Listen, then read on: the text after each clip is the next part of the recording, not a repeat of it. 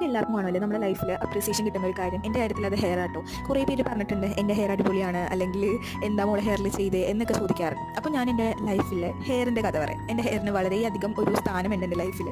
വേറൊന്നുമല്ല, എൻ്റെ ആദ്യത്തെ ഹെയർ കട്ട് എന്ന് പറയുന്നത് 2016 എന്തോ ആയിരുന്നു. എൻ്റെ മാമയുടെ കല്യാണത്തിനായിരുന്നു. ബ്യൂട്ടി പാർലറിൽ പോയി വെട്ടിയത് കേട്ടോ. അല്ലാണ്ട് നമ്മൾ വീട്ടിലൊക്കെ വെട്ടാറുണ്ടായിരുന്നു. അപ്പോൾ അന്ന് ഈ പറഞ്ഞ കൂട്ട് എൻ്റെ വീട്ടിലെ വാപ്പി എന്ന് പറയുന്നത് പെൺകുട്ടികൾ മുടിയൊക്കെ വെട്ടി നല്ല സ്റ്റൈലിൽ നടക്കണം എന്നുള്ള ഒരു അഭിപ്രായമുള്ള ഒരാളാണ്. നേരെ ഓപ്പോസിറ്റാണ് എൻ്റെ ഉമ്മി. മുടിയുള്ള പെൺപിള്ളേർക്കാണ് ഭംഗി എന്നുള്ളൊരു ചിന്താഗതിയാണ് ഉമ്മിയുടേതെന്ന് പറയുന്നത്.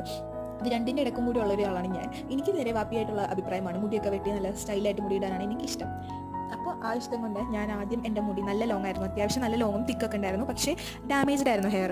അങ്ങനെ ഞാനത് വെട്ടി, ലെയർ വെട്ടി, വളരെ ചോക്കി. അപ്പോൾ എനിക്കൊന്ന് അത് പോരാഞ്ഞിട്ട് ഞാൻ രണ്ടാമത് കുറച്ചും കൂടി മുടി വന്നപ്പോൾ പിന്നെയും പോയി വെട്ടി. അത് ഞാൻ 8th-ലോ 7th-ലോ പഠിക്കുമ്പോഴായിരുന്നു. അന്നൊരു ദിവസം എനിക്ക് പെട്ടെന്നൊരു വെളിപാട് വെച്ച് എനിക്ക് മുടി വെട്ടണം എന്ന്. അങ്ങനെ എൻ്റെ മോഡേൺ പിതാജിയോട് പറഞ്ഞ് ഞാനും എൻ്റെ വാപ്പയും കൂടി മുടി വെട്ടാൻ പോയി, ഉമ്മീനോട് പറയാണ്ട്.